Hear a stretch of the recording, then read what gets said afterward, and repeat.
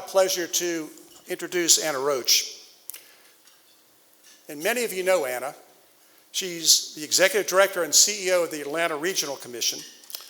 The ARC's vision is to create one great region with a mission to foster thriving communities for everyone in the Atlanta area through collaborative, data-informed planning and investments. At the ARC, Anna leads a talented group that includes local governments, community leaders, and community partners working to improve the quality of life right here in the Atlanta region. The ARC develops and executes long-range, comprehensive regional plans in the areas of transportation, aging, workforce development, natural resources, and urban area security. In addition to Anna's role as CEO of the ARC, she's a member of the International Women's Forum and a member of this year's Leadership Atlanta class.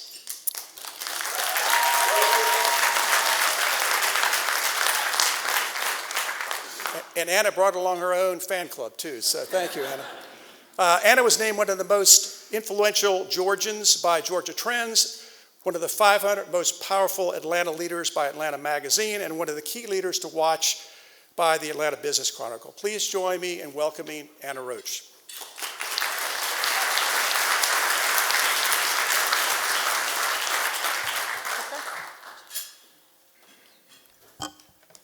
Okay, I think they're going to bring my 102 slides up in a second.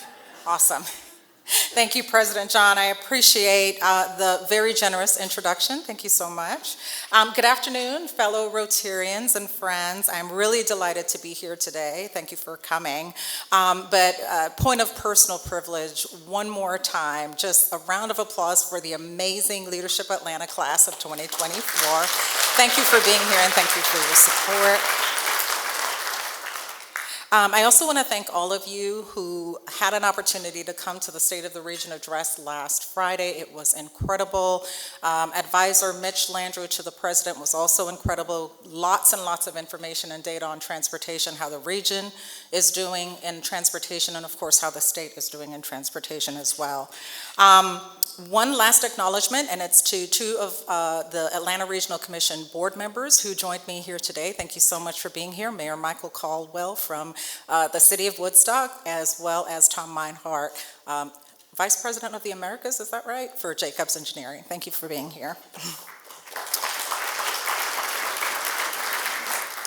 So as the President mentioned, our theme at the Atlanta Regional Commission is one great region. And for us at ARC, this means working with all of our community partners, as well as all of you in this room, to develop long-range transportation plans for this region. We also make investments, over $3 billion a year, in the areas mentioned by President John to provide the services needed to foster a brighter and a better region for Metro Atlanta.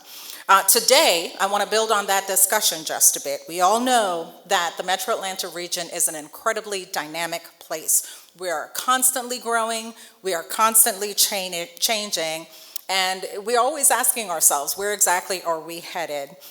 I'll start briefly by providing important context to how we got here today, focusing on some key demographic changes and growth that we're experiencing in the region. Then I'll talk about where our ARC data experts say that we are headed over the next 25 years regarding population as well as employment, which is really interesting to each of you here as business leaders. And then finally, I will invite two of my favorite people to join me on stage in what I hope will be a fascinating conversation about technology's role in shaping our region's future. We'll focus on several of the biggest drivers of change, like artificial intelligence, which many of you may be experiencing in your business areas now, as well as electric vehicles, which are on their way to fast adoption all across Metro Atlanta, the United States, as well as the globe.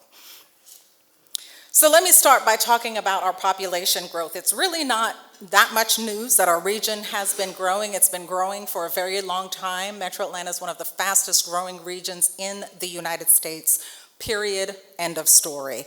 In 1970, the 11 counties that are now part of our Metro Atlanta region, the entire population of the 11 counties was 1.5 million people.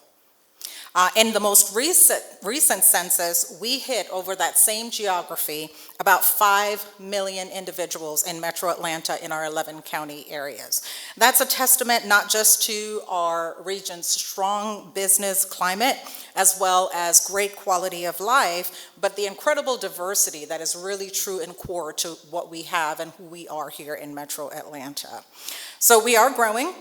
It is important to note, though, that our rate of growth has slowed over the last couple of decades, from about 3% in the 1980s to about 1.5% in 2010 and beyond. Still lots of people, still lots of growth, but it's a little bit slower than we were experiencing, again, back in the 1980s. Our 2050 forecast. Now let's take a look at where we are going. Our latest long-range forecast, which looks at the broader 21 county area, that's our transportation planning area, shows that the region, the 21 counties, will have about 7.9 million people by 2050. That's an increase of 1.8 million people, and for context, it's like moving the entire Metro Nashville area from where it is and adding it to the Metro Atlanta population. What's driving that growth? In one word, jobs. It's what you all wake up every day and create for Metro Atlanta. Our employment base over the same time frame will increase by about 23% to 4.7 million. Demographic changes. We're also becoming and have become a very diverse region as well. In 1990, Metro Atlanta's population was more than 2/3 white and about 1/4 black, with very small percentages of Hispanic and Asian communities. But today, our region is no longer a majority racial or ethnic group of any sort, right? We're about equal parts, black and white, with a fast-growing Hispanic and Asian population. It's a remarkable shift. I want to show you one more graphic that talks a little bit about our changing demographic. As you can see, ARC forecasts that even beyond where we are today, we're going to be even more diverse by 2050. The green lines, right, are our baseline, 2020 baseline, and the blue represents ARC's 2050 forecast. So notably, more than 1 in 5 residents will be Hispanic, and more than 1 in 10 of us will be in the other category, which includes Asians and Pacific Islanders as well. So we've got more diversity coming to our region according to our forecast. Now let's talk about age. Our population of older adults continues to grow. It's a significant change that's going to require us to rethink how we build communities, and more importantly, how we provide for transportation options as we're rebuilding those communities, right? So again, the blue represents 2050, and the green is our 2020 baseline. And at the top of the chart, today, less than 5% of our region is 75 or older, less than 5%, but by 2050, we're going to double that to about 11%. At the bottom of the graphic, you'll see the share of the population that's my age group, the age group below 24. That's not something to be scared of. There's going to be less of them, less of us, right? But that's not something to be scared for. We just have to plan for it as a region. That's the reason why we generate these forecasts, because as a region, we have to, and as a business community, we have to plan for all of these, both demographic shifts as well as age shifts in our region's population in the decades to come. All right. Well, that really nicely sets the stage for a conversation about the future of transportation. For that, I will welcome to the stage Mr. Andrew Heath, who serves as the Deputy Chief Engineer at Georgia DOT. Please help me welcome him.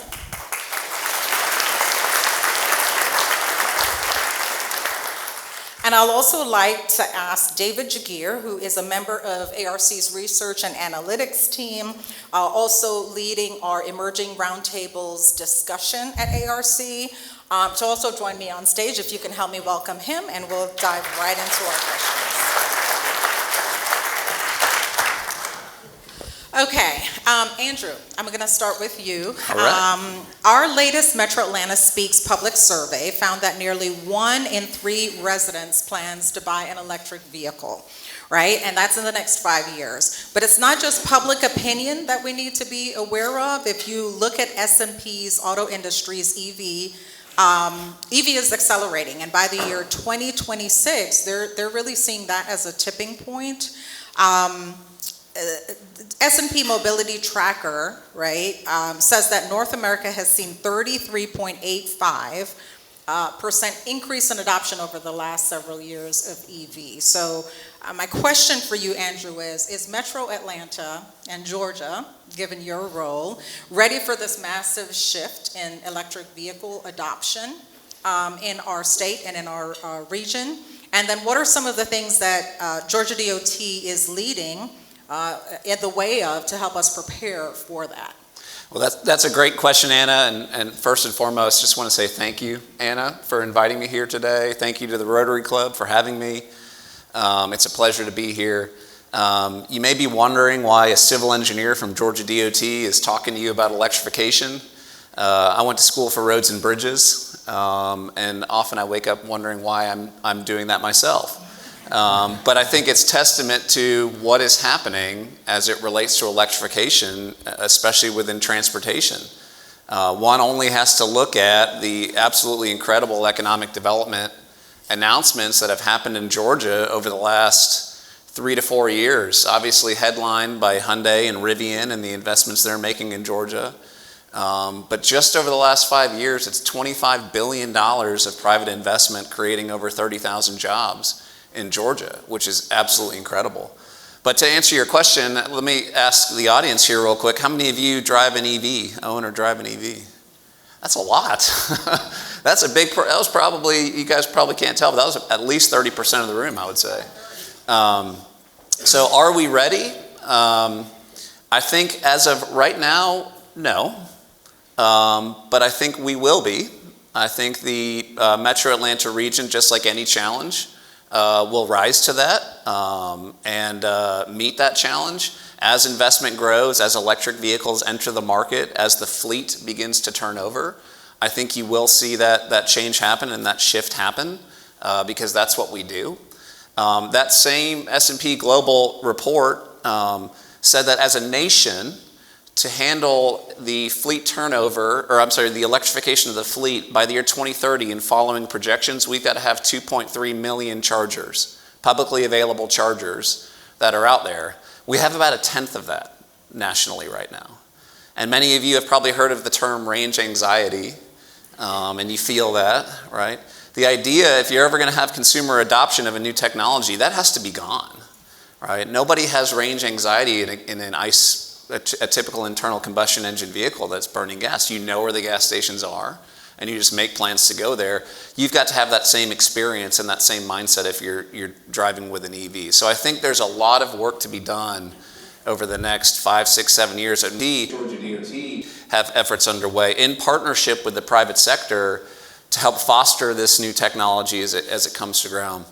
What Georgia DOT is doing, I'd say, first and foremost, when the current administration passed the bipartisan infrastructure law in 2021, the $1.2 trillion law, one of the many hundreds of programs within that law was the National Electric Vehicle Infrastructure Program, which is solely dedicated to installing, building, and then operating fast charge EV charging stations across the country. In Georgia, what that means for Georgia DOT, and one of the reasons why we are now engaged in this conversation, is it's a $135 million direct allocation to Georgia DOT to go and implement and construct EV charging stations. And these are your fast charge, what they call DCFC charging stations, where you can charge from 10 to 80% in that 20 to 30 minute time frame. So there's a lot of rules behind that program as to where we can install these and what we have to do and all the, as you would typically expect through a federal program. But we are underway now in doing so, right? We have an active procurement underway right now to install these chargers on what are called alternative fuel corridors across the state. So strategically targeting locations where we can install these. And ultimately, it's our goal to implement the full $135 million allotment to do our part, right? The $135 million is not going to solve that problem. It's not going to get us to 2.3 million chargers across the country, but it can fulfill a piece of the puzzle, right, in partnership with the private sector as we see what a lot of these larger car companies are doing independently and what we see property owners doing independently working with EV charging companies. So I think it's going to take all those folks working together to try to meet that challenge and ultimately get there. One last point, if I might. I think in terms of preparation, when I talked about that 2.3 million, that was independent of charging at home, right? So those are publicly accessible chargers. Many of you that raised your hand that says, I own an EV or drive an EV, you probably, charge it at night. You go home from work, you plug it in the morning you wake up, it's charged again, and you have your at-home charger. Well, what if you live in a multifamily building, right, in an apartment complex or something like that, where you have no option to charge at home? Where are you then going?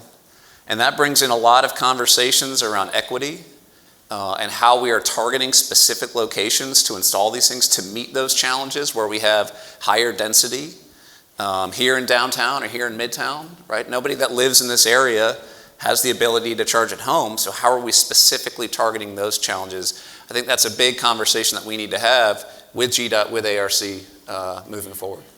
Yeah, just a couple of responses to your input, Andrew. Number one, to my husband's chagrin, I am an ICE vehicle driver who does have range anxiety because I'm typically driving till it says 5 miles to empty. But outside of that, I know that the Georgia DOT is taking on the EV infrastructure plan for most of the state highways outside of Metro Atlanta, and then the Atlanta Regional Commission will have responsibility for doing that in Metro Atlanta. So we work closely together, and we'll be addressing those equity concerns and the density concerns as well. So I look forward to working with Georgia DOT to do that.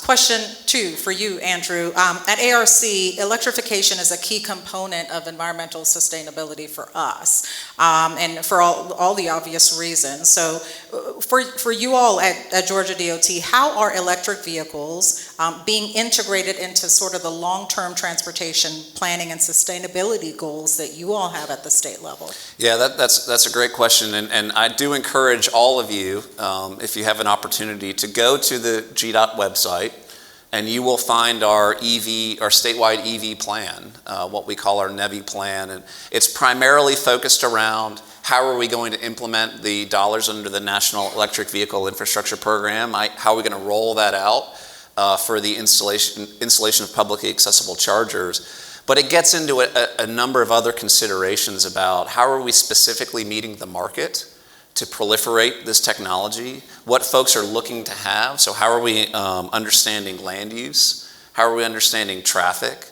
How are we understanding origin and destination? Things of that nature, so that we can, again, meet this market to help proliferate the technology. Not necessarily for our own fleets, and I think that's something that Georgia DOT needs to consider moving forward, but really, how are we meeting the public and meeting private industry to help foster the growth of EVs in the best way possible? That's kind of what you'll see in that plan. A good example of that, if you drive from Atlanta to Savannah, so you're going to St. Simons or Tybee Island, where do you typically stop on I-16? In Dublin. I think most people know that, right? You go through Macon and you stop in Dublin, and that's where there's a lot of fast food restaurants, things of that nature. You pull all those data sources together and you see those hotspots emerge, so that as you're trying to understand origin and destination and travel patterns as it relates to electric vehicles, where do you need to make those strategic investments to eliminate that range anxiety and to help people not just make to and from commutes to work and back, but to support it for, if you're going on a trip, right? A road trip of some sort.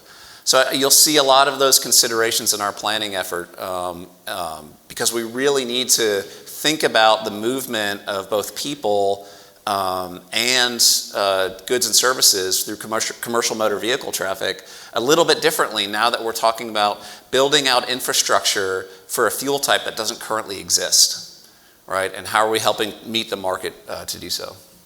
Thank you so much, Andrew. This question is for both of you, but I'm going to continue with Andrew first, and then we'll jump in to invite you to the conversation, David. EV technology is rapidly evolving. We are seeing the rise of electric vehicles or air taxis, known in the industry as eVTOL, electric vehicle takeoff and landing. Last week's edition of Future Flight magazine announced that Archer Aviation closed on agreements with financing and development partners for the construction of its high-volume manufacturing facility in Covington, Georgia. They're planning on using that facility to sort of mass produce eVTOLs. So they're coming, right? First of all, what are eVTOLs, Andrew, right? And how might they impact the future planning and development of communities all across the state? So eVTOLs are the Jetsons. No, I'm just kidding. If you look at the FAA definition of what an eVTOL is, one, E, electric, VTOL, vertical takeoff and landing. But it's defined as highly automated and electric, right? So think of a plane or a helicopter that's highly automated or electric. Kind of colloquially, you can think of it as a big drone, maybe, that lifts you off like a helicopter, takes you some distance, and then lands at another vertiport, with a big rotary, going and all that, but quiet because it's electric.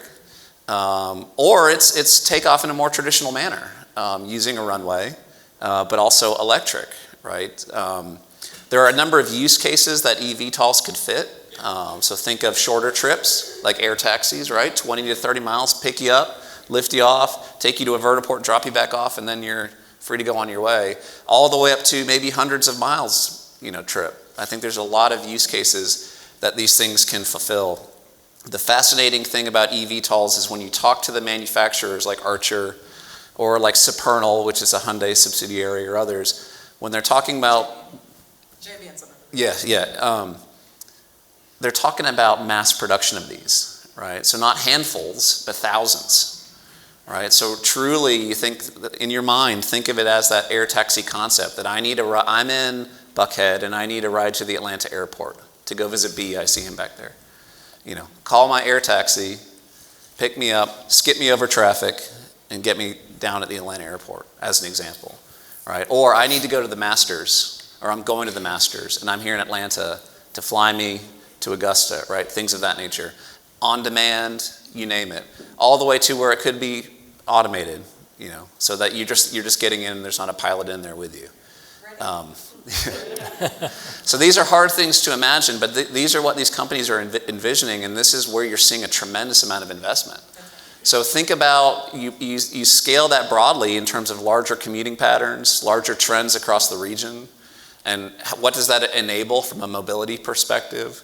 What are the challenges associated with it? Going back to the equity conversation, how are we ensuring that folks aren't getting left behind with a new disruptive technology like this? These are some of the considerations that we need to think through. But the technology is here. The first eVTOL just operated in Georgia last week.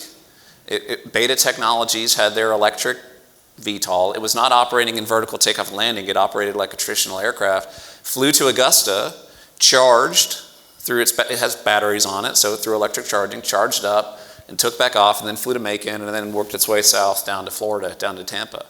And the timelines of this are pretty soon. I mean, mass production, you talk to Archer, mass production in 2025, 26 timeline. So this is really just around the corner.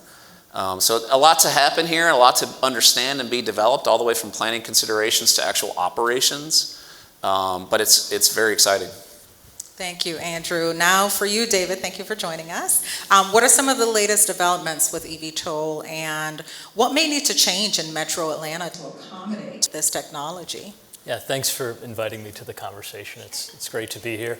It's a little surreal, I should add, that years ago, ARC's office used to be here, and we would come down for lunch and pass by the lobby, and it's interesting to now be on stage. Yeah, full circle. Yes, it is. Thank you.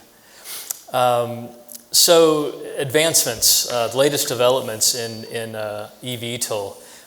You mentioned Archer and their 350,000 square foot facility that they're opening in Covington, or will be opening in Covington.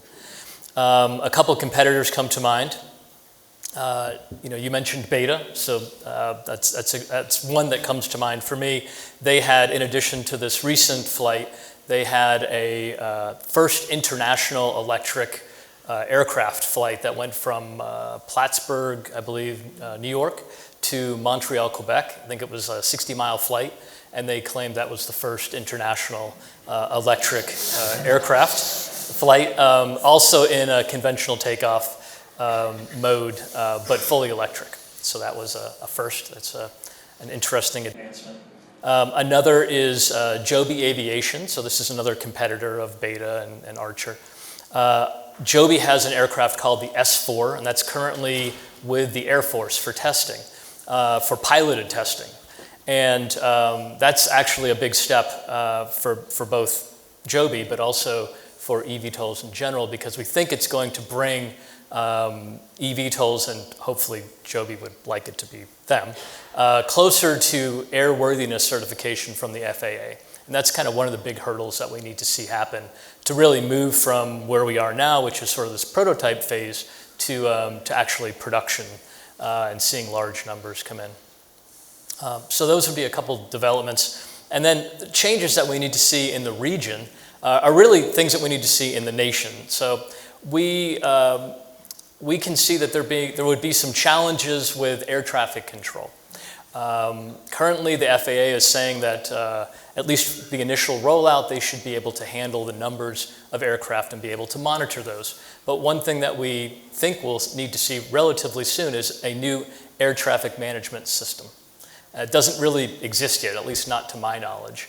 So this is something that we have to build the infrastructure for, the technology for, and they would coordinate with the FAA and manage as sort of a third party air traffic once these aircraft scale to the levels that investors and manufacturers would love to see. Another item I think that we would need to see change would be guidance around vertiports. So Andrew mentioned the term vertiport, and helicopters have helipads, they have heliports. Vertiports are where the eVTOL take off and land from. And we'll need some guidance around what that looks like, what our local governments, what our communities should consider when they want to develop vertiports. So that's something that we may play a role in at some point. Perhaps ARC and GDOT will be working on that. But I would think that we'll need to see some direction on that. And then the third thing would be education. So I know right now a lot of folks may have heard of these, but maybe they still feel like this is years out. Maybe it's even science fiction for some folks, but they exist. To Andrew's point, they are here now. These are relatively still in the prototype phase, but they are functional. And I think we will see these, by the end of the decade, this will become more commonplace. We'll begin to see these in the air. And so there's a lot that we need to understand as consumers, as residents. How these fly, are they safe? Will they be loud? How much will it cost? There's a lot of questions that we will all have, and I think we need to maybe educate our public on what to expect to help with adoption. Thank you. Lots to think about there. Thank you. All right, let's shift gears a little bit to one of the biggest topics of today, artificial intelligence. Global analysts at Goldman Sachs predicts that as generative AI tools advance in their natural language processing, and as they work their way into business as well as society, they could, and I quote, drive a 7 or almost 7 trillion, right? 7% increase in global GDP and lift productivity by 1.5% over a 10-year period. That's quite an impressive potential if you think about technology infusing itself into business, right? Mm-hmm. It's a potential for positive impact. On a human scale, though, David, how might AI-driven automation impact job opportunities for blue-collar men and women?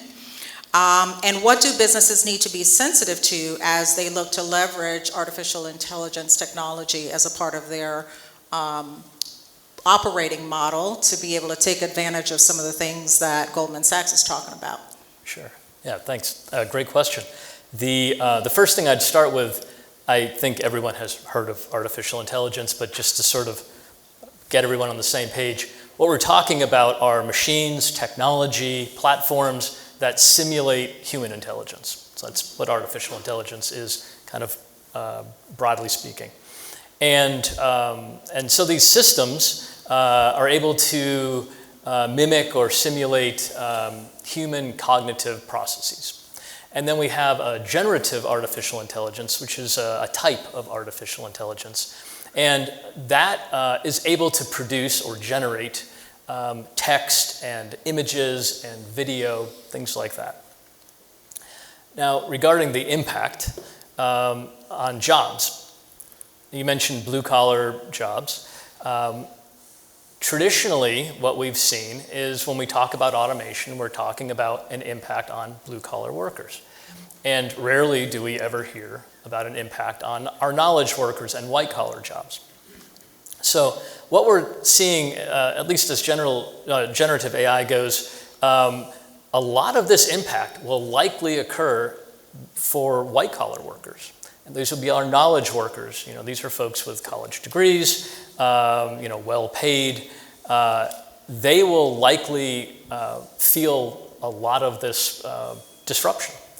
So the types of jobs that we're seeing for white-collar workers would be repetitive tasks. These would be accountants, computer programmers, administrative functions. They are most likely to be impacted or disrupted. In fact, I think Pew Research said something like 1 in 5 workers in the United States will be impacted, significantly impacted by artificial intelligence in the coming several years. Regarding blue-collar workers, some of the folks that are least likely to be disrupted by this technology will actually be our tradespeople. So our plumbers, our electricians, those jobs seem to be the most secure in this new world. Although there are some blue-collar jobs that we think will probably be impacted. And those would be areas that are sort of locationally specific. Something like warehouse workers or assembly line, like we traditionally have seen with automation. So we think we'll probably see additional impact in those types of blue-collar roles. Regarding what companies can do, so I think what we'll see in the near term will be, as these technologies, as generative AI in particular is adopted, we'll see a bump in productivity. We'll see lots of folks getting better at what they're doing today. They will be co-creating with these technologies. They will be able to write their emails faster. They'll be able to produce reports more quickly. And I think in the near term, that's going to be great. It will create a lot of improvement in the work that we're doing.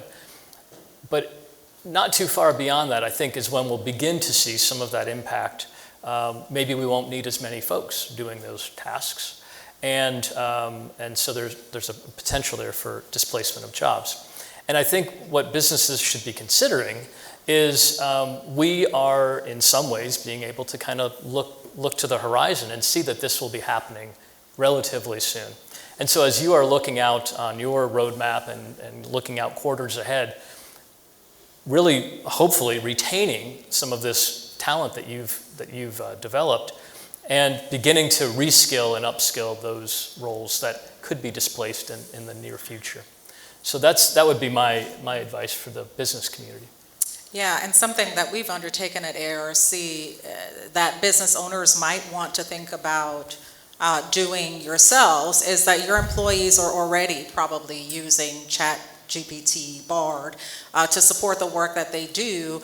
And we asked ourselves, how can we be thoughtful about providing guidance? We don't want our industry to be left behind by not taking advantage of AI, but we also want people to use it responsibly. So what do those policies internally look like? And so we've drafted up some for our folks at ARC. Hopefully y'all are thinking about that too.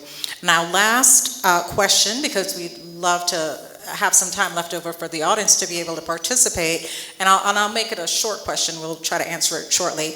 What are some of the potential ethical concerns that arise when businesses deploy artificial intelligence in their decision-making processes? David? Sure, absolutely. That's obviously something we all need to consider when we're using these tools. The first thing that I would say is that we have to understand that they're not perfect. So when we're using any of these generative AI tools, specifically large language models, so that's your ChatGPT, like you've mentioned, OpenAI's product, you have to understand that what it's returning to you, you're asking a question, it's returning content. That content may be false. It may not be accurate. It may not be factual. It's something that we call a hallucination. It's not capable of lying because there's no intent, but it is what they call hallucinating. So we have to be aware enough of the questions that we're asking to be able to discern whether or not what it's returning is real, whether it's reasonable.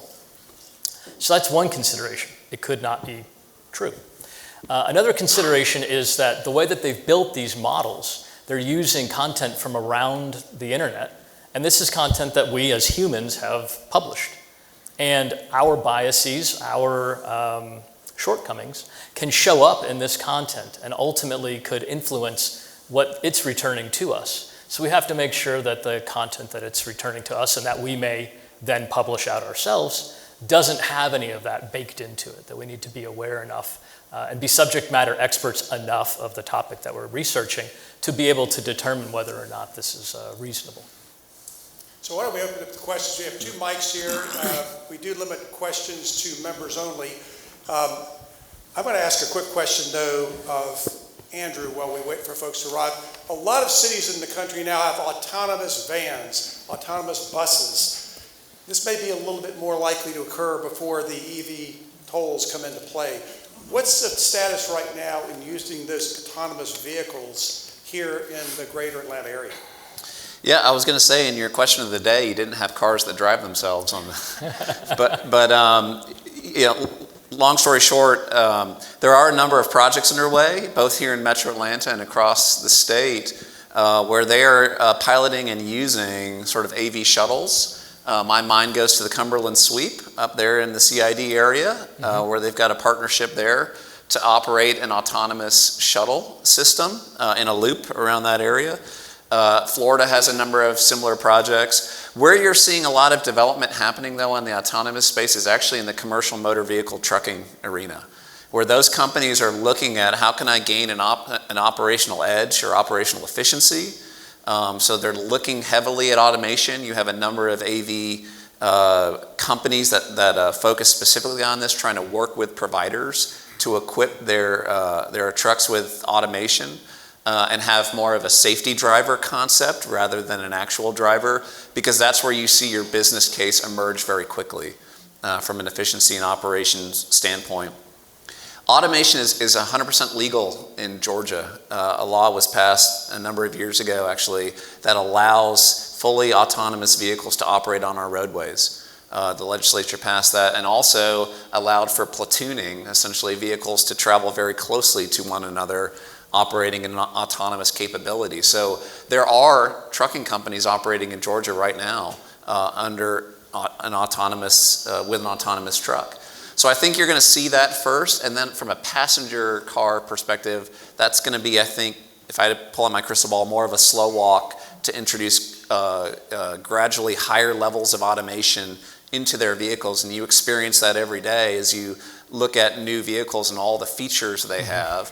You're going to see things get added more and more over time, marching towards that automation. Great. Start question here, we'll back and forth. So Georgia, like most states, gets its revenue to build bridges and roads from a gas tax. How will we move away from that as we become more electrified? It's a fantastic question. And there was an EV bill last year that labeled electrification as a motor fuel and established a tax structure for publicly accessible EV charging, that there is a tax component to that.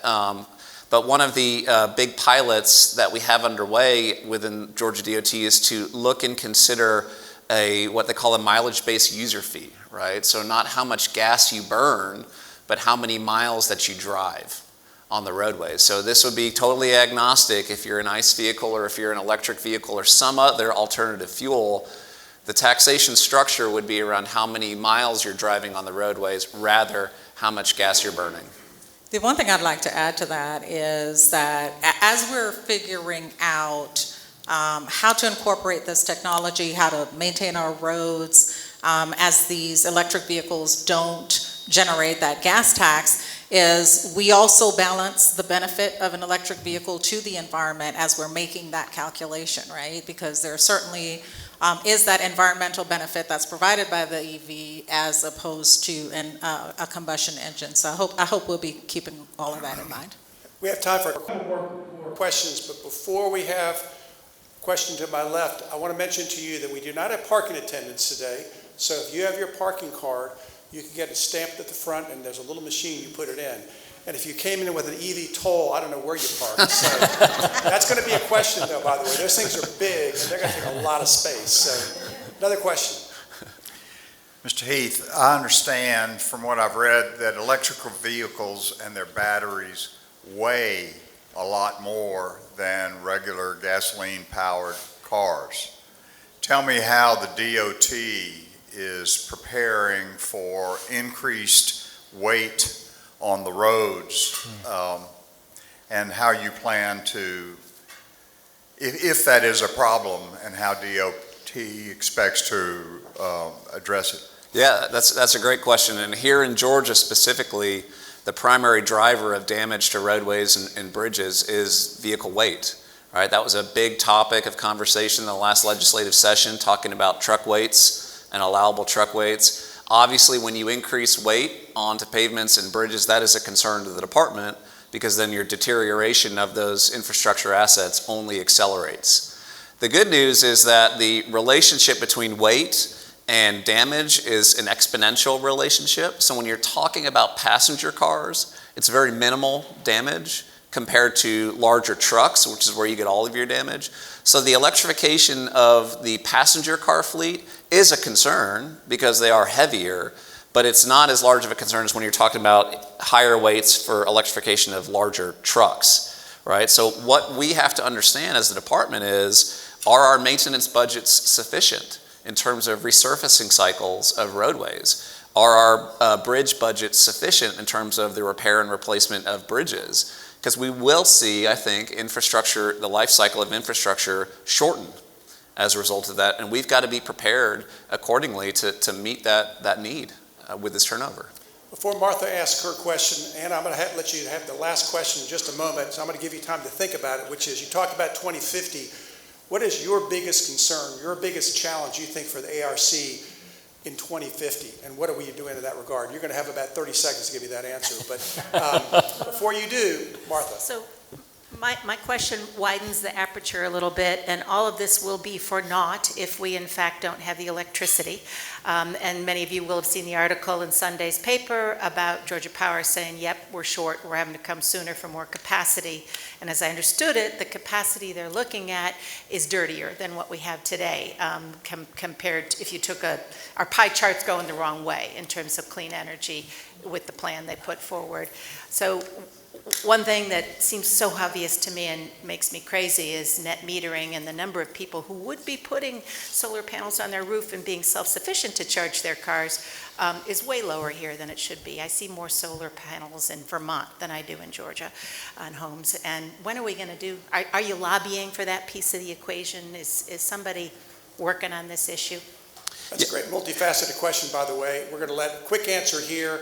Then we're going to get Anna to give us a quick response. Then you're going to get your parking card stamped. And we also have a fine group of folks from Southern Company and Georgia Power here who I'm sure will be happy to help with that answer as well. So anyone want to take that? I'll just add, it's a great piece. I don't want to take any thunder from Georgia Power. But to your point, the demand of the grid for electrification for transportation is very high. When you talk about the power requirements for DC fast charge, it is a large amount of power that's required to get those assets up and running and then to charge vehicles in a quick timeline. So to your point, yeah, I think it needs to be considered. As it relates to Georgia DOT, I will say we do have some efforts underway looking at the usage of right-of-way, right, as it relates to the generation of renewable energy and what can be done there. We have the pilot project that we did in partnership with Georgia Power down near LaGrange in Troup County, where we have a quadrant of an interchange. We have a solar array deployed there. Similarly, looking at pilots with some of the other EMCs across the state. But that's a large conversation within DOT, is how are we utilizing our rights of way, not just for transportation, but also sort of future alternative uses like things like energy generation. Okay, Anna, the last question is for you. And while you're giving that answer, our members are going to also look at the slide to see what our upcoming programs are. So Anna, what's the biggest challenge? I think as I look at our population growth, again, 1.8 million by 2050, my biggest concern is housing affordability. How are we going to be able to accommodate folks? Are we going to get comfortable with the word density? I think that's my biggest concern, and the thing that I would like for us to have open, honest conversations about how to do that and how to do that well.